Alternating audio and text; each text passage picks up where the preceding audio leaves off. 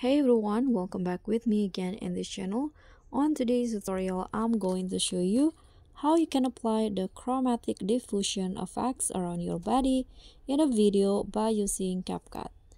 So here I'm going to use the CapCut body effect, chromatic diffusion effect. And what you need to do is just go to effects and click on the body effects.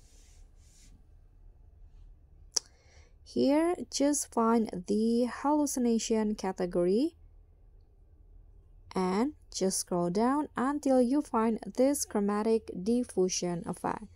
Click on that and you can see this is the result, but you can always adjust more. Here you can adjust the blur, the chromatic itself, the filter, I'm going to increase it, and the size. Okay, when you're done, click on a check icon and don't forget to adjust the line of the effect. So this is it. Thank you so much for watching. Don't forget to like, comment, and subscribe. Also, click on the thanks button below.